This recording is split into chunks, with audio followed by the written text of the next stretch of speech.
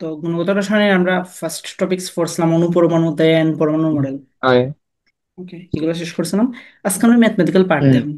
Mathematical part বলতে এখান থেকে ম্যাথ পার্ট আসে আর কি।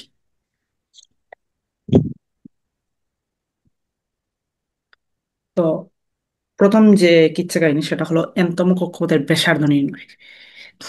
এনতম কক্ষপথ বলতে কি আমরা জানি যে পরমাণুর যে নিউক্লিয়াসের বাইরে যে মানে ইয়েতে ইলেকট্রন গুলা মুভমেন্ট করে সেগুলোকেই বলা হয় কক্ষপথ বা শক্তি স্তর। তো প্রথম শক্তি স্তর, দ্বিতীয় শক্তি স্তর, তৃতীয় শক্তি স্তর, এইভাবে অসংখ্য শক্তি স্তর তুমি এজিউম করতে পারো বা কল্পনা করতে পারো। এখন দেখো, প্রত্যেকটা শক্তি স্তর যদি আমি ধরি এইটাকে নিউক্লিয়াস যদি ধরি, এই যে এটাকে যদি আমি নিউক্লিয়াস বলি, তাহলে নিউক্লিয়াসকে কেন্দ্র করে এইভাবে আমাদের কি থাকে, কক্ষপথ গুলো থাকে, আমি রাইট? এইভাবে হুম। কক্ষপথ গুলো থাকে আমাদের। তো এই নিউক্লিয়াসকে, এটাকে মধ্যখানে দেওয়া উচিত। ধরো এটাকে আমি মিডিলে দিয়ে দিলাম। এই যে নিউক্লিয়াস আছে, এই নিউক্লিয়াস থেকে ধরো আমরা যে বৃত্তের ক্ষেত্রে আমরা যেটা বলি কেন্দ্র থেকে যে এই যে পরিধির যে দূরত্ব, এটাকেই বলা হয় ব্যাসার্ধ। তাহলে এটা হলো প্রথম কক্ষপথের ব্যাসার্ধ। তারপরে এইখান থেকে এই যে দূরত্ব, এটা হলো আমাদের দ্বিতীয় কক্ষপথের ব্যাসার্ধ।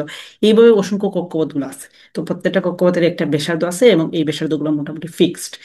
সো এইখানে এনতম কক্ষপথ তুমি তো জানো না, তোমাকে বলে দিবে, মানে এন একটা কমন নাম্বার বা শক্তিস্তর সংখ্যা তুমি বলতে হুম। পারো। যেমন যদি দ্বিতীয় বলো তাহলে এন এর মান 2, প্রথম বললে এন এর মান 1, তৃতীয় বললে এন এর মান 3, লাইক দ্যাট।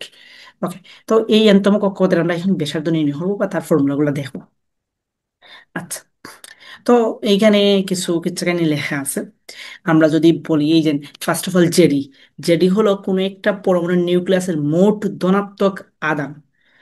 কি জন্য ধনাত্মক, মোট ধনাত্মক আদান কেন জেডি হইলো? এইখানে দেখো জেড দ্বারা এখানে পারমাণবিক সংখ্যাকে রিপ্রেজেন্ট করছে। লাইক দ্যাট, যদি আমরা সোডিয়াম নেই, সোডিয়ামের পারমাণবিক সংখ্যা কত? 11। 11। তাইলে তার মধ্যে 11টা কি আছে? তার পারমাণবিক সংখ্যা 11, তার মধ্যে আছে 11টা প্রোটন আছে। এবং প্রত্যেকটা প্রোটনের চার্জকে যদি ধরি আমি তাহলে এর মান তুমি +1 যদি ধরো, তাহলে মোট চার্জ হবে তোমার +11। আর যদি অরিজিনাল একটা হুম। প্রোটনের অরিজিনাল চার্জ কত? 1.6 into 10 to the power -19 yes, -19 coulomb. plus 1.6 into 10. হুম। ওকে। তাইলে গেল একটা প্রোটনের অরিজিনাল চার্জ। তাইলে তুমি এখন 11 × 1.6 × 10⁻¹৯, এটাই আমরা বলতে পারি মোট পজিটিভ চার্জ। হুম। তাহলে এই জেড কে যদি আমরা ধরি, মানে 11 কে যদি ধরি আমরা জেড অর্থাৎ পারমাণবিক সংখ্যা, এবং এই চার্জকে যদি ধরি আমরা তাহলে মোট আধান কত? জেডি। বুঝা গেল? বুঝতে পারছি। তো মনে করি হাইড্রোজেনের অনুরূপ কোনো পরমাণু নিউক্লিয়াসের মোট আধান জেড। আচ্ছা, পারমাণবিক সংখ্যা এত হুম। এবং এত। এইখানে দেখা যায় মোস্ট অফ কেসের মধ্যে আমরা যে এখন যে ফর্মুলাগুলো বের করবো, ডেভেলপ করবো, তোমার বই তো দেওয়া আছে, বা তুমি যে সূত্রগুলো, আমরা যে সূত্রগুলো শিখি বা মুখস্থ করি, সেটা হলো মোটামুটি হাইড্রোজেনের জন্য। বাট একটু মাথারা বা পরীক্ষার হলে কিন্তু যে হাইড্রোজেন দিয়ে দিবে এমনটাও না। তুমি 80 থেকে 90% বোর্ডের প্রশ্ন যদি দেখো, তাহলে দেখা যায় 80 থেকে 90 না, 90 থেকে 95% প্রশ্ন হাইড্রোজেনকে দিয়ে। জাস্ট সিলি দুই তিনটা বোর্ডে জাস্ট চেঞ্জ করে দিছে, হাইড্রোজেন ছাড়া ধরো লিথিয়াম আয়ন দিয়ে দিছে, বা হিলিয়াম প্লাস, হিলিয়াম প্লাস দিয়ে লিথিয়াম পাইবা দুই একটা জায়গায়। তখন কিন্তু আমাদের এই জেটটা নিয়ে কাজে লাগবে আর কি। কারণ হাইড্রোজেন হলে জেটের কোনো দরকার পড়ে না, কারণ হাইড্রোজেনের ক্ষেত্রে জেটের মান কত? 1। বুঝা গেল? 1। এই জন্য হাইড্রোজেনের হুম। ক্ষেত্রে এতটা দরকার পড়ে না। দেওয়া যায় অনেক বইতে তুমি যদি দেখো, তাহলে বইতে দেওয়া যায় জেটটা উঠিয়ে দিচ্ছে, আমরা যখন ফর্মুলাতে বসাবো তখন দেওয়া জেট নাই বইয়ের। আচ্ছা, যাই হোক। তো ওই পরমাণুতে একটি মাত্র ইলেকট্রন নিউক্লিয়াসকে কেন্দ্র করে আর ব্যাসার্ধের বৃত্তাকার পথে ভি বেগে আবর্তনশীল। এখানে জাস্ট তোমার এই যে একটা কাহিনী যে বলছে, এই কাহিনীর পটভূমিটা ক্রিয়েট করছে আর কি। এই যে কক্ষপথের মধ্যে ভি বেগে, যেহেতু আমরা বলছিলাম বোর বলো আর রাদারফোর্ডই বলো, তারা এক ইলেকট্রন বিশিষ্ট পরমাণুকে নিয়ে বা কোনো একটা পরমাণু বা আয়নের যেগুলোর একটা ইলেকট্রন আছে, তাদেরকে নিয়ে আলোচনা করছে। এইটা বোরের সীমাবদ্ধতা ছিল। তো এখানে এর জন্য এইখানে বলছে দেখো, একটি মাত্র ইলেকট্রন, ঠিক আছে, নিউক্লিয়াসকে কেন্দ্র করে আর ব্যাসার্ধের বৃত্তাকার পথে আবর্তনশীল।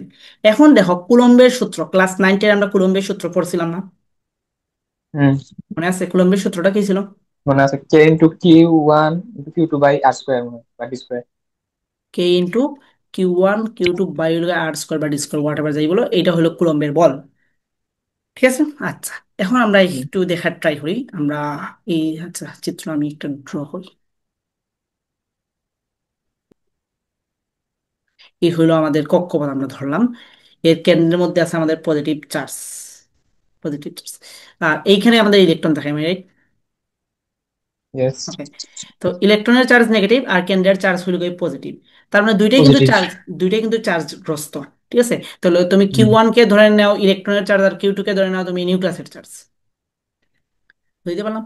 হুম আচ্ছা, দুইটাই চার্জ হুম করলাম, তাদের মধ্যবর্তী দূরত্ব ধরে নিলাম আমি আর। এখন তাদের আর মধ্যে একটা বল থাকবে না, কুলম্বের বল। হুম এখন বলো এই বলটা কোন ধর্মী হবে, আকর্ষণ ধর্মী নাকি বিকর্ষণ ধর্মী? আকর্ষণ। আকর্ষণ ধর্মী, তার মানে ইলেকট্রনের এই যে ডিরেকশনটা থাকবে এই দিকে। ঠিক হুম আছে, ঠিক আছে। তাহলে হুম আমরা যদি ফর্মুলাটা বসাই, তাহলে এফ সমান আমরা জানি কে ইন্টু Q1 Q2 বাই হলো গিয়ে আর স্কোয়ার বা ডি স্কোয়ার, হোয়াট এভার যাই হোক বলো না কেন। তাহলে কে, Q1 এর ভ্যালু ধরলাম আমি ইলেকট্রনের চার্জ, ইলেকট্রনের চার্জ আর প্রোটনের চার্জ তো সেম, এর জন্য আমি ই লিখলাম। আর Q2 হুম হলো আমাদের নিউক্লিয়াসের চার্জ, নিউক্লিয়াসের চার্জ আমরা একটু আগে দেখছি জেড ই, আর আর তো আরই রইলো। হুম তার মানে এটাকে আমরা আলটিমেটলি কি লিখতে পারি, আলটিমেটলি লিখতে পারি K into Z E square by হলো আর স্কোয়ার, লিখতে পারি না? হুম। এটাকে বুঝতে পারছি? ভাই একবার সেকেন্ড লাইনটা আবার। এটা সেকেন্ড লাইন। ওকে। তাহলে তুমি তো বলছো এই যে একটু আগে বলছো কে ইন্টু Q1 Q2 পাই হলো আর স্কয়ার, Q1 হুম ধরলাম আমরা ইলেকট্রনের আচ্ছা। চার্জ, আর Q2 সমান ধরলাম চার্জ। আমরা নিউক্লিয়াসের চার্জ, নিউক্লিয়াসের চার্জ একটু আগে আমরা দেখছি জেডি। ওকে। এই বুঝতে পারছি। দুইটাই বসাইছে। আর ইলেকট্রনের ওকে। চার্জ আর প্রোটনের চার্জ সেম বিদায় আমি দুইটা জায়গাতে ই ইউজ করছি আর কি, চার্জের মান। হুম হুম ওকে, তাইলে এটাকে লেখা যায় যে F is equal E into, sorry, K into Z E square by হলো আর স্কোয়ার, এতটুকু বোঝা গেল? হুম আচ্ছা, এখন দেখো তুমি যদি ফর্মুলাতে যদি আমরা দেখি, এখানে ফর্মুলাতে যদি দেখি আমরা, এই যে ফর্মুলা, এই ফর্মুলার মধ্যে দেখো কোনো কে নাই, ঠিক আছে না, না। এই ফর্মুলার মধ্যে কোনো কে নাই। হুম এই কেটা, এই যে তোমার যখন তুমি পারমাণবিক সংখ্যাটা অ্যাড করে ফেলছো, পারমাণবিক সংখ্যাটা অ্যাড করে ফেলছো, তখন কে এর ভ্যালুটা কিন্তু ওয়ান হয়ে যায়। বুঝাইতে পারলাম? ওকে। এর জন্য হুম এখানে কে এর ভ্যালু ওয়ান ধরে, তাইলে আমরা এফ সমান মানে কাস্টমাইজ করে লিখতে পারি এফ সমান হইলো জেড স্কোয়ার বাই হইলো আর স্কোয়ার। এইটা তাইলে কোন ওকে। ধরনের, যেহেতু আকর্ষণ ধর্মী, তার মানে এই বলটা কোন দিকে ক্রিয়াশীল, কেন্দ্রের দিকে ক্রিয়াশীল, তার মানে তুমি এইটাকে বলতে পারো কেন্দ্রের দিকে। কেন্দ্রমুখী বল, কেন্দ্রমুখী হুম বল। বল। ওকে, এখন দেখো ওকে। আমরা গাড়িতে যখন ধরো রাস্তায় যখন আমরা গাড়ি চড়ি, তখন যখন ধরো এইভাবে একটা মুড় থাকে, বুঝতে পারছি, এইভাবে যখন মুড় থাকে, গাড়িটা যখন ধরো এই দিক থেকে এই মুড়টা নেয়, আমরা কিন্তু এই দিকে একটা বল মানে এই দিকে আমরা সরে যাই, এই যে আমি তীর চিহ্ন দিচ্ছি যেটা, আমরা হুম গাড়ি যখন সরি ট্রানিং যখন থাকে তখন আমরা এই দিকে সরে যাই। তাইলে বলো তো এইটা কি আমরা মানে নিজ থেকে কোনো কিছু করি নাকি এটা অটোমেটিকলি ক্রিয়েট হয়ে যায়? অটোমেটিক। অটোমেটিকলি ক্রিয়েট হয়ে যায়। তো এইটা দেখো তোমার যদি আমি যদি এইটাকে এই যে রাস্তাটাকে যদি বেঁকে আমি যদি একটা বৃত্ত তৈরি করি, বৃত্ত তৈরি করি, জাস্ট একটা বৃত্ত আমি ড্র করি, তাহলে এই যে আমরা যেন এই দিকে যাই, তাহলে এটা বৃত্তের বাইরের দিকে যাই না? হুম তাইলে এইটাকে বলা হয় কেন্দ্র বিমুখী বল, কেন্দ্র বিমুখী বুঝতে পারছি। বল, কেন্দ্র কেন্দ্রবিন্দু বিমুখী বল। বল। এই কেন্দ্র ধরো এখানে তোমার বেগ হইলো ভি, ঠিক আছে, তোমার ভর হইলো এম, আর এই যে যে বৃত্তটা তুমি কল্পনা করছো তার বৃত্তের ব্যাসার্ধ যদি আর হয়, তাহলে কেন্দ্র বিমুখী বলের ফর্মুলা হলো এম বি স্কোয়ার বাই আর। বুঝতে পারছি। তাইলে এই দেখো এখানে আমরা লিখছি কিন্তু কেন্দ্র বিমুখী বল M V square by R. By R. এতটুকু বুঝলাম? ওকে। এটা কিন্তু নিউটনিয়ান বলবিদ্যাতে হ্যাঁ পাইবা, বুঝছি। এটা নিউটনিয়ান বলবিদ্যা, আমরা ফিজিক্স ফার্স্ট পেপার ফোর্থ লেসনে আমরা পড়বো নিউটনিয়ান বলবিদ্যা, এই জিনিসটা শিখবো আমরা, সমস্যা নেই। ওকে। আচ্ছা, এখন দেখো আমাদের ইলেকট্রন কি কক্ষপথ থেকে ছিটকে বাইরে যায় বা কক্ষপথের কেন্দ্রের মধ্যে কি প্রবেশ করে? না। না। একটা তোমার কি এই যে একটা বৃত্তাকার কক্ষপথে স্মুথলি সে রাউন্ড দিচ্ছে দিচ্ছে রাউন্ড দিচ্ছে, এমনটা হয় না? এমনটা হয়, তার মানে কি হয়। হে অটোমেটিকলি হে বাইরের দিকে যাইতে চায়, এটা কেন্দ্র বিমুখী বলের জন্য। আর কুলম্ব বলের জন্য হুম সে ভিতরের দিকে আসতে চায়, তার মানে যেহেতু সে স্মুথলি ঘুরছে, তার মানে এই দুইটা বল অর্থাৎ কেন্দ্রের বাইরের দিকে বল আর কেন্দ্রের ভিতরের দিকে বল দুইটা কি সমান। সমান। আদারওয়াইজ যদি কোনো একটা বল বেশি হইতো তাইলে তো ইলেকট্রনটা ওই দিকেই মুভমেন্ট করতো। ইয়েস। ওকে, এই জন্য আমরা লিখলাম যে সুনির্দিষ্ট কক্ষপথে আবর্তনশীল ইলেকট্রনের ক্ষেত্রে আমরা বলতে পারি এফ সি আর এফ হইল আমাদের ইকুয়াল। হুম তাইলে আমরা দেখো এখানে এফ সির ভ্যালু তো আমরা অলরেডি একটু আগেই দেখছি Z square by R square, আর এফ এর ভ্যালু আমরা দেখছি কি M V square by R. তাইলে এইখান বাই থেকে আর আমরা স্কয়ার। ভি স্কোয়ার সমান কি লিখতে পারি, ভি স্কোয়ার সমান লিখতে পারি জেড স্কোয়ার বাই হইলো এম আর, এখানে এম কিন্তু ইলেকট্রনের ভর, ইলেকট্রনের ভর, যেহেতু আমরা ইলেকট্রন নিয়ে কাজ করলাম, ঠিক আছে, ইলেকট্রনের ভর মিন্স ওকে। প্রকৃত ভর, এবং সেটা কেজিতে দিয়ে দাও কেজিতেই দিবা। না এখানে গ্রাম ইউজ করতে হবে, আচ্ছা যাই হোক এটা আমরা পরের দিকে দিব, সমস্যা নেই। তাহলে ভি স্কোয়ার সমান ওকে। আমরা লিখতে পারি Z square by M R. আচ্ছা, তারপর বোর তত্ত্ব অনুযায়ী স্থির কক্ষপথে ইলেকট্রনের কৌণিক ভরবেগ, আমরা বোরের যে দ্বিতীয় স্বীকার্য কৌণিক ভরবেগ বিষয়ক স্বীকার্য, সেখানে আমরা দেখছিলাম যে কৌণিক ভরবেগ হয় H/2 পাই এর পূর্ণ সংখ্যার গুণিতক। তাহলে MVR সমান আমরা লিখতে পারতাম কি NH/2 পাই, এইটাই বসেছি। এটা হুম গতদিন আমরা দেখছিলাম। আচ্ছা, তার মানে এখান থেকে ভি সমান আমরা কি লিখতে পারি? ভি সমান লিখতে পারি NH/, হলো জাস্ট এই যে এমআরটাকে নিচে না নিয়ে আনা হয়েছে আর কি, আর কোনো কিছুই না। হুম বুঝা গেল? বুঝতে পারছি। এখন দেখো, হুম এই ভির উপরে উভয় পক্ষকে বর্গ করা হয়েছে, বর্গ করা হলে এখানে ভি স্কোয়ার লিখতে পারি, আর এখানে লিখতে পারি N² হুম বাই হলো 4m² পাই r²। এতটুকু বোঝা গেল? হুম বুঝতে পারছি। আচ্ছা, দুইটাই তো একই ইলেকট্রনের ক্ষেত্রে তুমি বের করছো, এই যে প্রথম ইকুয়েশনের ভি হুম স্কোয়ার আর দ্বিতীয় ইকুয়েশনের ভি স্কোয়ার, দুইটাই তো একই ইলেকট্রনের ক্ষেত্রে তো তুমি বের করছো। ইয়েস। তার মানে যেহেতু দুইটাই ভি স্কোয়ার আছে, তার মানে তুমি বলতে পারো equation 1 and equation 2 equal. Yes. তাহলে আমি বসাইলাম, এটা দ্বিতীয় ইকুয়েশন থেকে বসাইছি, এটা প্রথম ইকুয়েশন থেকে বসাইছি। বসানোর পরে যেগুলো সিমিলার আছে কিছু কাটাকাটি করছি, কাটাকাটি করার পর আমরা তো বের করবো কি? আমরা বের করবো ব্যাসার্ধ। ব্যাসার্ধ দ্যাটস মিন কি, আমরা কাকে বের করবো? আমরা আর এর মানকে বের করবো। বুঝতে পারলাম? হুম তাহলে এইখান থেকে কি কি কাটা যায় আমরা একটু দেখার চেষ্টা করি। এইখান থেকে এইখানে আছে এম আর এইখানে আছে M², তাহলে একটা এম কাটা চলে গেছে, হুম আর যা আছে সব রয়ে গেছে। না, বুঝতে পারছি। আরেকটা জিনিস কাটা গেছে, এখানে আছে আর, এখানে আছে R², একটা আরও কাটা গেছে। তার মানে এই হুম দ্বিতীয় লাইন আসলো, দেন দ্বিতীয় লাইন থেকে এসে তুমি পরবর্তীতে আমরা আর এর মানটা বের করে ফেলছি। আর এর মান হলো N²H² বাই হলো 4π² MZ²। এটা মুখস্থ রাখতে হবে, এনতম কক্ষপথের ব্যাসার্ধের ফর্মুলা। ওকে। ও ফর্মুলাটা মাত্র মুখস্থ রাখা লাগবো। উপরের গুলা যে কিচ্ছা ওকে। কাহিনী বলছে সেগুলা মনে না রাখলেও হবে, জাস্ট এই যে মার্ক করা আছে এই জিনিসটা মুখস্থ রাখতে হবে। আর এন সমান হইল N²H²4π² MZ²। এখন তুমি যদি বইতে দেখো, ম্যাক্সিমাম বইতে এই জেডটা দেয় নাই, কারণ ম্যাক্সিমাম বইতে হাইড্রোজেন দ্বারা করছে। হাইড্রোজেন এর জন্য জেড এর মান 1, Z1। কিন্তু হাইড্রোজেন ছাড়া যদি ধরো লিথিয়াম হয়, তারপর হিলিয়াম হয়, এইগুলোর ক্ষেত্রে হিলিয়ামের ক্ষেত্রে জেড এর মান 2, লিথিয়ামের ক্ষেত্রে জেড এর মান 3। বুঝতে থ্রি। পারছি? ওকে। ওকে। হুম আচ্ছা, এখন দেখো এই যে এখানে কোন কোন ভ্যালুগুলো আমরা জানি। যেমন ধরো এইচ এর মান আমাদের নোন, এইচ কি আমাদের প্লাঙ্কের ধ্রুবক। প্লাঙ্ক ধ্রুবক। তারপরে পাই এর মান আমরা জানি, এম এর মানও আমরা জানি। হুম ওকে। আর যদি কোনো একটা পরমাণু বলা যায় তাহলে তার জেড এর মান জানি, ইর মান আমরা জানি। শুধু হুম আমরা জানি না এন এর মান। তোমাকে যততম কক্ষপথ বলে দিবে, জাস্ট এই ক্ষেত্রে এন এর মানটা বসবে, আর সবগুলা মানই জানি আমরা। ওকে। আচ্ছা, এখানে দেখো একটা স্পেশাল বের করা হয়েছে, সেম ফর্মুলা অ্যাপ্লাই করি। যে হাইড্রোজেনের প্রথম কক্ষের ব্যাসার্ধ কত? এই দেখো হাইড্রোজেনের প্রথম কক্ষ বলছে, তার মানে এন এর মান কত আমাদের 1। ওয়ান। আচ্ছা, তাইলে দেখো এই যে এন এর মানটা 1, আর সবগুলা মান কিন্তু নোন, এই যে বাকি যে মানগুলো আছে, যেহেতু হাইড্রোজেন বলছে এর জন্য কি জেড এর মানও কত? ওয়ান। 1। ওকে। তাহলে হাইড্রোজেন বলায় আমাদের এন এর মান পাইছি, যেহেতু প্রথম কক্ষপথ বলছে এর জন্য এন এর মান 1, আর হাইড্রোজেন বলায় আমাদের জেড এর মান হয়েছে কত? 1। ওয়ান। আর যেগুলো আছে এগুলো কিন্তু তোমার ডিরেক্ট মুখস্থ করতে হবে বা মুখস্থ রাখতে হবে, এগুলো দেয়া থাকবে না। ওকে। বুঝা গেল? তাহলে দেখো তুমি হুম। এইচ এর মান কিন্তু আমরা জানতাম এসআই ইউনিটে এইচ এর মান কত? আমরা গতদিন দেখছিলাম 6.626 × 10⁻³ সিক্স। জুল সেকেন্ড, এটা হুম। এসআই ইউনিটে। বাট এইখানে ইউজ করছে কি সিজিএস ইউনিটে। এইচ এর মান হলো 6.626 × 10⁻27 আর্গ সেকেন্ড। যে কিটা হয়ে যাবে? আর্গ। আর্ক সেকেন্ডে। ইয়েস, ওকে। আর্গ। আর্গ সেকেন্ড এইটাও হইলো কিন্তু শক্তির একটা ইউনিট। আচ্ছা, গেল এটা, তার মানে সিজিএস মানে ইউনিটে আমরা। ইলেকট্রনের যে ইয়েটা বইছে, এর মানও কি আছে জিএস ইউনিটে? ইয়েস, এইটাও সিজিএস ইউনিটে। সবগুলা সেম ইউনিটে থাকতে হবে, ম্যাথ করতে গেলে আমাদের সবগুলা সিমিলার ইউনিটে হতে হবে। বুঝা গেল? আর আমি যদি এসআই ওকে সত্যি বসাই? সবটি আছে, কক্ষে বসাইতে পারবো, সমস্যা নাই। ওকে। সবগুলা সেম ইউনিটে বসাতে হবে।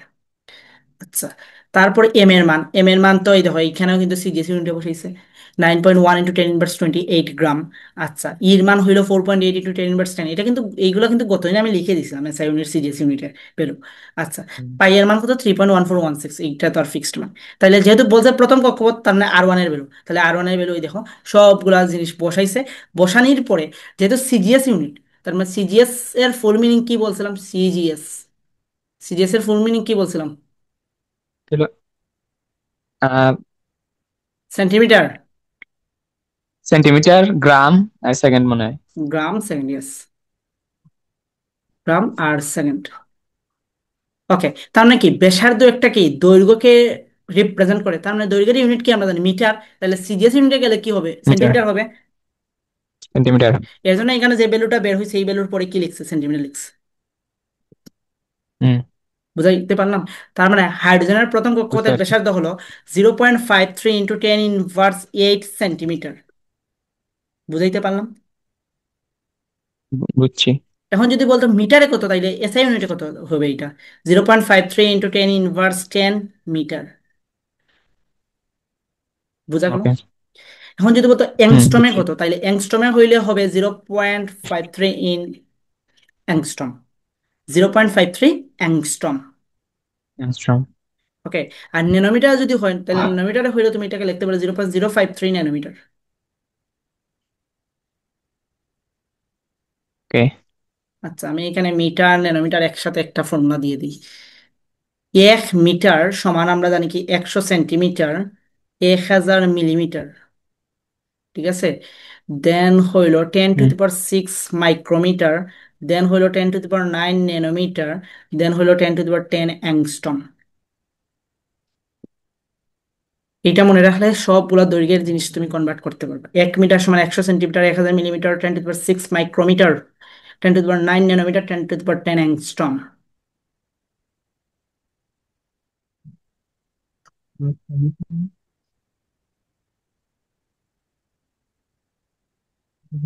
ওকে, দেখছি ভাই। ওকে, তো দেখো, আমি তোমাকে বলছিলাম কি এই ফর্মুলার মধ্যে এন এর মান বাদ দিয়ে, ধরো এন এর মান যদি আমরা বাদ দিই, যদি হাইড্রোজেন হয় তাহলে জেড এর মান তো এমনিতেই বাদ, বাদ দিলে হুম। আমাদের এই অংশগুলোর মান কিন্তু ধ্রুবক। এই যে এখন সার্কেল যেটা করছে এটার মান কি? ধ্রুবক। হুম। ওকে, বা এটা বলতে পারেন যে প্রথম যে কক্ষপথ আছে প্রথম কক্ষপথের ব্যাসার্ধ। ওকে, তার মানে আমাদের থাকলো কি এখন যে কোনো কক্ষপথ যদি হয় শুধুমাত্র এন এর মানটা বসাইলেই হচ্ছে, এন এর মান বলতে n²। তাহলে এটা আমরা শর্টকাটে আমরা লিখতে পারি হুম। যে কোনো কক্ষপথের ক্ষেত্রে। শর্টকাট, শর্টকাটে লিখতে পারি যদি এমসিকিউ তে দেয়, যেমন ধরো তৃতীয় কক্ষপথের ব্যাসার্ধ কত, চতুর্থ, আর এন সমান হলো n²r1। বা আরো সহজ করে লিখলে 0.53 n², এটার ইউনিট বের হবে কিন্তু অ্যাংস্ট্রমে, এটা মাথায় রেখো। বুঝতে পারছি? ওকে। আচ্ছা, এখানে একটু ভুল আছে, এখানে তো দিছি এনতম কক্ষপথে, খার এনতম কক্ষপথে, এটা হলো হাইড্রোজেনের। বাট অন্য কোনো কিছু যদি দিয়ে দেয় তাহলে তো এখানে জেড আসবে, তার মানে ফিক্সড ফর্মুলা হইলো 0.53 n² বাই জেড। ওকে। বুঝা গেল? 0.53 n² বাই হুম। জেড। আর ইউনিটটা হবে কিন্তু অ্যাংস্ট্রম, এটা মাথায় রাখো। কারণ যদি তোমাকে পরীক্ষার অপশনে যদি হুম। সেন্টিমিটার মিটার দেওয়া থাকে তাহলে এই যে কাহিনী এইখান থেকে তোমাকে কনভার্ট করে দিতে হবে। ওকে। আচ্ছা, আর সিকিউতে যদি প্রশ্ন আসে তাহলে মূল ফর্মুলা দিয়ে তোমাকে করতে হবে, এই যে ফর্মুলা। বুঝা গেল? হুম। শর্টকাট শুধুমাত্র এমসিকিউর ক্ষেত্রে তুমি অ্যাপ্লাই করবা। আচ্ছা, যাই হোক, সো এইগুলা জাস্ট কিছু কিছু জিনিস লেখা দিছিলাম, এই যে এখানে লেখা আছে গতদিনই আমি লেখা দিছিলাম। 1 জুল সমান 10⁻7, হুম। আর 1 কুলম সমান হলো 3 × 10⁻9 ইস্যু, দেন হইল গিয়ে প্লাঙ্কের ধ্রুবকের মান, ইলেকট্রনের আদান, হোয়াট এভার। তাইলে আমরা এনতম কক্ষপথের ব্যাসার্ধ ফাইন্ড আউট করার ফর্মুলা দেখছি। এখন দেখো ওই যে কক্ষপথে যে মুভমেন্ট করে তার বেগের ফর্মুলা বা গতিবেগ কত, আমরা এখন দেখো এনতম কক্ষপথে আবর্তনশীল ইলেকট্রনের গতিবেগ, এইগুলো একটু আগে আমরা ফাইন্ড আউট করছি, এখানে যাই না, আমরা মূলত ফর্মুলাতে চলে আসি। ফর্মুলাটা হলো যে বিএন, মানে এন দ্বারা বোঝায় যে কোনো একটা কক্ষপথ, এই কক্ষপথে 2π z² বাই হলো এনএইচ। বিএন 2π z² বাই হলো ই এনএইচ। আচ্ছা, এখন আমাকে বলো বেগের ইউনিট কি? বেগের এসআই ইউনিট কি? Metre per second. Metre per metre second. Per second. তাহলে বলো সিজিএস ইউনিট কি হবে? সেন্টিমিটার পার দেবো ভাই। Hmm. Centimetre per second. Second তো দেবো, সেকেন্ড থেকে তো ছোট নাই কিছু। Centimetre per second. ঠিক আছে, সিজিএস এর সিজিএস ইউনিট হবে সেন্টিমিটার পার সেকেন্ড। তার মানে এইখানে তুমি বসানোর পর যে বেগটা পাবা সেটা হবে সেন্টিমিটার পার সেকেন্ড ইউনিটে। ওই আগের যে ভ্যালুগুলো আছে এই ভ্যালুগুলো বসাইলে ওকে। সেটা হবে সেন্টিমিটার পার সেকেন্ডে। একটু বোঝা গেল? সেকেন্ড। বুঝতে পারছি। এই দেখো, তাইলে এখানেও শর্টকাট লেখা যায়, যেমন এখানেও আগের মতোই তুমি চাইলে বের করতে পারো যে হাইড্রোজেনের প্রথম কক্ষপথের ব্যাসার্ধ, সরি বেগ, বেগ হলো 2.18 ইন্টু 10⁸ এটা হলো হাইড্রোজেনের প্রথম কক্ষপথের বেগ, আবর্তনশীল ইলেকট্রনের বেগ। এখন যদি বলে যে কোনো কক্ষপথ, অর্থাৎ এনতম কক্ষপথ হাইড্রোজেন ছাড়া, শর্টকাটে তুমি লিখতে পারো, shortcut by N. For MCQ, N দিবা না, এখানে জেডও একটা ট্রাম আছে, যদি এইটা হাইড্রোজেন ওকে। ছাড়া লিথিয়াম দেয় তখন তো ধরা হয়ে যাবে। তাহলে সেটা হবে Z by N into 2.18 into 10⁸ এটা হলো ফর্মুলা, ইউনিট হবে সেন্টিমিটার পার্সেন্ট। ঠিক আছে, জেড বাই এন। ওকে।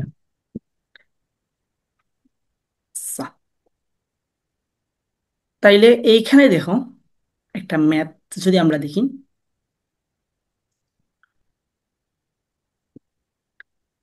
এখানে কি বলছে দেখি আমরা। বলছে হাইড্রোজেন পরমাণুর তৃতীয় কক্ষপথে আবর্তনশীল ইলেকট্রনের বেগ নির্ণয় করো।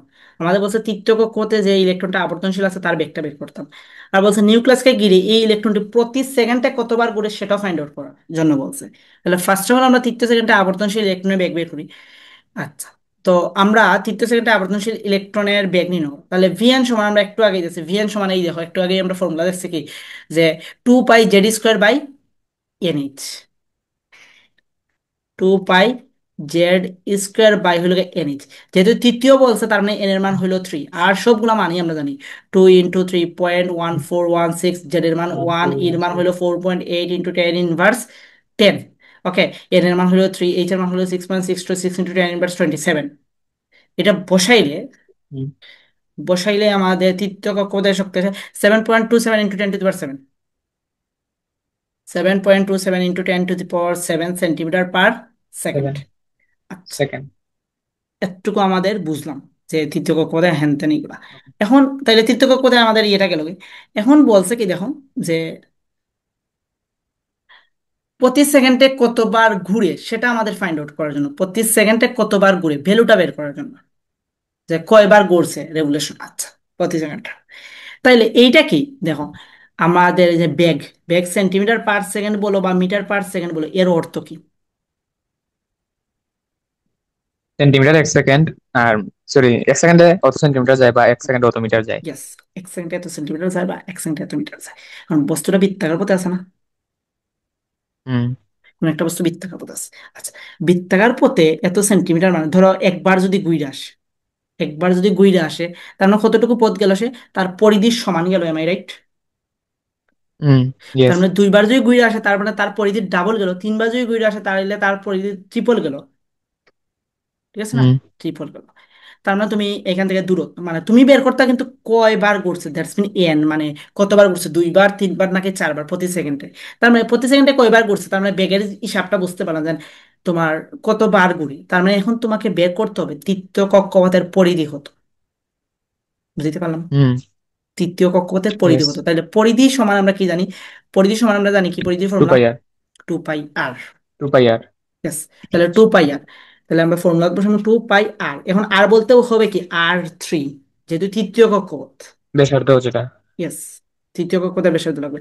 তাহলে R3 এর ফর্মুলা কি জানি আমরা, এজেন্ট একটু আগে আমরা দেখছি। আর এর মান দেখছি n²a² বাই হলো 4π² mz², n²a² 4π² mz², ঠিক আছে না, mz²। সো হুম। এইখানে বসাইলে আমাদের যে আর এর যে ভ্যালুটা আসবে সেটা আসবে 4.77 ইন্টু 10⁻8 সেন্টিমিটার। তার মানে তুমি আর জানো, তার মানে তোমার এখন পরিধি, পরিধিকে যদি আমি এস দ্বারা ডিনোটেট করি তাহলে এস সমান লিখতে পারি 2πr3, তাহলে 2 × 3.1416 ইন্টু 4.77 ইন্টু 10⁻8।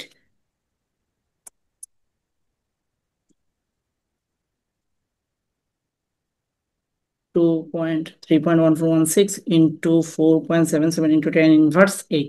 তাহলে এইটার ভ্যালু আসে আমাদের যে 2.997 ইন্টু 10⁻7 সেন্টিমিটার। ওকে, তাহলে আমি ধরলাম হুম। পরিধিকে সেই এন সংখ্যক বার ঘুরি, প্রতি সেকেন্ডে এন সংখ্যক হুম। বার ঘুরি। তাইলে করে। টোটাল ডিস্টেন্স তাহলে আমি বলতে পারি কি, এনএস। হুম। ঠিক আছে না? কারণ প্রতি সেকেন্ডে কতবার ঘুরে এটাই তো প্রশ্ন বলছিলাম, তাহলে প্রতি সেকেন্ডে যদি ঘুরে তাহলে এটাকে বলতে পারি V is equal D by T. Hmm. তাইলে তুমি লিখতে পারো N S by T, N S by T. এখন টির মান কত আমাদের ওয়ান, যেহেতু বলছে প্রতি সেকেন্ডে, এর জন্য টির মান ওয়ান। ব্যাপারটা তাহলে আবার বুঝিয়ে দিন সেই। আচ্ছা, ডি সমান তাহলে টোটাল ডিস্টেন্স তাহলে কত হবে, পরিধিকে এন সংখ্যক বার ঘুরছে ধরলাম আমরা, তাহলে হুম। টোটাল ডিস্টেন্স হবে হুম। এন ইন্টু এস, এতটুকু এটা এনএস। কি বুঝতে পারছি? হুম। আচ্ছা, এখন বেগ প্রতি সেকেন্ডে কয়বার ঘুরি, বেগ মানে কি আমরা জানি দূরত্ব বাই দ্রুতবেগ সময়। সময়, তাহলে টোটাল দূরত্ব হইল গিয়ে এইটা, আর সময় হইল গিয়ে এইটা টি। ক্লিয়ার? এখন বলছে আমি হুম। প্রতি সেকেন্ডে অর্থাৎ এক সেকেন্ডে কতবার ঘুরছে, তার মানে টি এর মান কত আমাদের ওয়ান। ওয়ান। তাহলে ভি সমান তাহলে তুমি লিখতে পারো এন এস, আমরা আর বের এন করবো। ইউজ করছেন যে সম্পূর্ণ দূরত্ব লাগে, ইয়েস, বুঝতে পারছি। তাহলে ভি বাই হুম। এস, তাহলে ভির মান কত বের হয়েছিল, আমাদের ভির মান বের হয়েছিল 7.27 ইন্টু 10⁻⁷। আমাদের ভি এর মান বের হয়েছিল 7.27 ইন্টু 10⁻⁷। আচ্ছা, এস এর মান বের হয়েছিল 2.9997 ইন্টু 10⁻⁷। তাহলে এইখান থেকে আমাদের এন এর ভ্যালুটা বের হয়ে যাবে। বুঝা গেল? হুম। বুঝতে পারছি। এখান থেকে আমাদের এন এর ভ্যালুটা বের হয়ে যাবে, এটাকে রেশিও নিলেই চলে আসবে। যেমন ধরো 7.27 ইন্টু 10⁻⁷, আর এইটা হলো 2.997 ইন্টু 10⁻⁷। তাহলে এইটা আসবে আমাদের, দেখো যে এন এর ভ্যালু 2.425 ইন্টু 10⁻14 রেভলিউশন, ওকে। এতবার। বোঝা গেল? হুম। এগুলো আর কি বিষয়।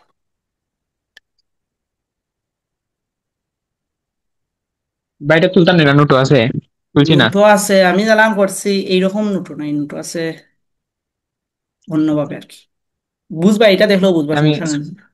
ওকে। নোটটা দেখলেও বুঝবা, কোনো সমস্যাই নেই।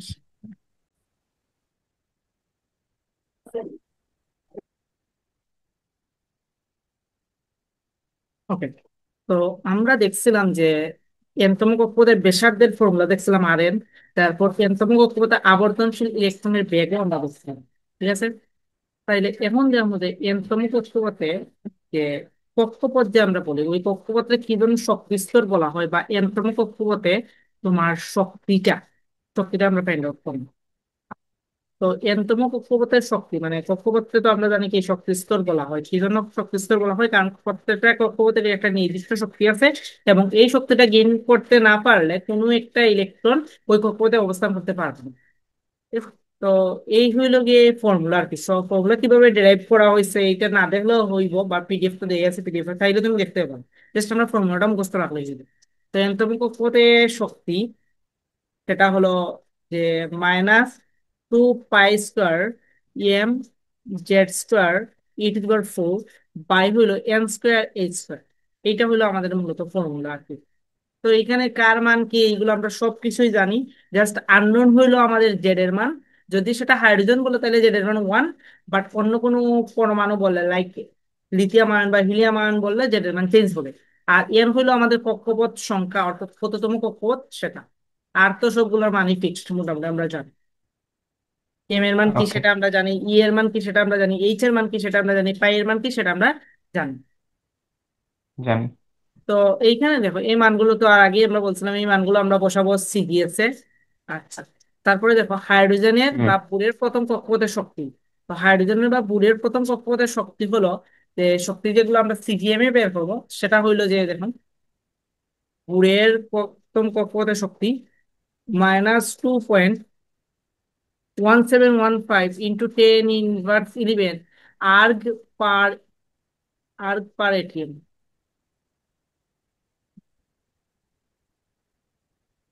আর্গ পার এটিএম। ঠিক আছে, আর্গ পার এটিএম।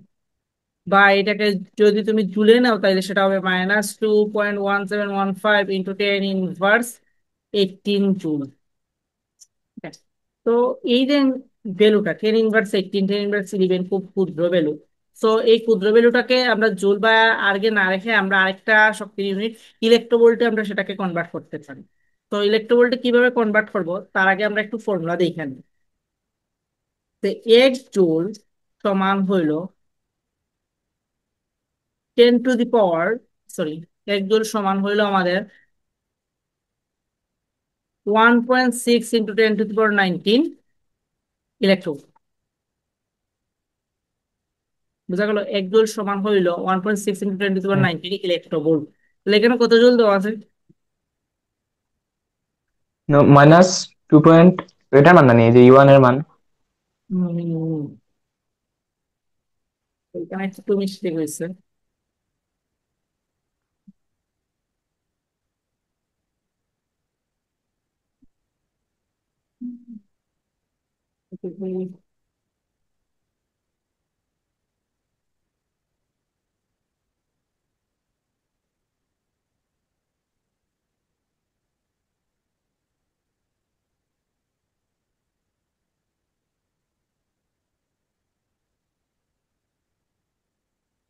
ইলেকট্রোভোল্টে এবং জুলের রিলেশনশিপ যেটা, সেটা হলো জুলের ভ্যালুকে, এই যে জুলের যে ভ্যালুটা আছে, এইটাকে তুমি যদি 1.6 × 10 ইনভার্স 19 দ্বারা তুমি ভাগ করো, তাহলে সেটা ইলেকট্রোভোল্টে চলে যাবে আর কি। এই যে ভ্যালুটা, জুলের যে ভ্যালুটা আছে, হুম, সেটাকে তুমি যদি 1.6 × 10 ইনভার্স 19 দ্বারা ভাগ করো, তাহলে সেটা ইলেকট্রোভোল্টে চলে যাবে। ইলেকট্রোভোল্ট হলো যে শক্তির ক্ষুদ্র একক। আমরা যখন খুব ক্ষুদ্র ভ্যালু থাকে তখন বুঝতে সেটাকে পারছি। আমরা ইলেকট্রোভোল্টে প্রকাশ করি আর কি। বুঝা গেল? হুম, তাইলে আমরা ইলেকট্রোভোল্টে যদি সেটাকে প্রকাশ করি, মানে এই ভ্যালুটাকে যদি আমরা 1.6 × 10 ইনভার্স 19 দ্বারা ভাগ করি, তাহলে সেটা আসবে, দেখো, -13.57 ইলেকট্রোভোল্ট। অনেক জায়গায় সেটা -13.5 ভোল্ট। বা অনেক জায়গায় -13.6 দেয়া আছে ইলেকট্রোভোল্ট। বুঝতে পারলাম? সেটা হলো যে বুড়ের বুঝতে পারছি। প্রথম হুম, কক্ষপথের শক্তি বা বুড়ের শক্তি যেটা। বুঝা গেল? বুঝতে পারছি। তাইলে এইটাকেও শর্টকাটে করা যায়। সেটা শর্টকাটে কিভাবে হবে, দেখো শর্টকাট। এইখানে আমি যা করছি সব হাইড্রোজেনের জন্য করছি আর কি, বাট আমরা শিখবো ফুললি শর্টকাট। তাহলে এনতম কোথায়, দেখো, যে জিনিসটা, সেটাকে তুমি বলতে পারো, দেখো, Z² × 13.5। বুঝা গেল? Z² / n² × 10 to sorry thirteen hmm, point five এটার ইউনিট আসবে কিন্তু ইলেকট্রোভোল্টে। এককটা। ওকে। ইলেকট্রোভোল্টে আসবে, ইউনিটটা আসবে ইলেকট্রোভোল্ট। বুঝা গেল? হুম, দেন এটাকে তোমার যদি ইয়েতে কনভার্ট করতে হয়, জুলে কনভার্ট করতে হয়, তাহলে এটার সাথে 1.6 × 10 ইনভার্স 19 অ্যাড করে দিলে সেটা জুল হয়ে যায়। গুণ দিতে হবে। বুঝছি এটা? হুম, বুঝছি। ওকে, আরো কিছু ট্রাম দেখো। আচ্ছা ভাই, যে আগের ক্লাসে যে পড়েছিলেন, ওই যে ব্যাসার্ধের শর্টকাট যেটা দিছিল, এটার একক কিটা হচ্ছিল অ্যামস্ট্রং নি? ব্যাসার্ধের, না, ব্যাসার্ধের শর্টকাটে শর্টকাট যেটা কত দিছিল। ইউজ করছিলা তুমি? না, এই, হচ্ছিল যে শর্টকাট দিছিল, হচ্ছিল যে এটার একক অলওয়েজ কিটা আইবো, অ্যামস্ট্রং না, আইবো মনে হয়, এটার অ্যামস্ট্রং না একক কিটা আইব, ভুলে ও গেছি। এইটা, তুমি যদি 0.53 হুম, ইউজ করো তাহলে সেটা অ্যাংস্ট্রমে আসবে। এই 0.53 ইউজ করলে সেটা অ্যাংস্ট্রমে আসবে।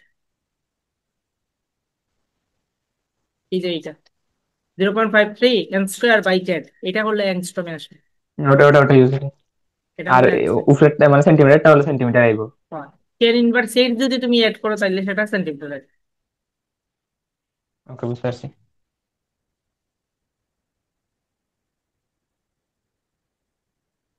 Okay.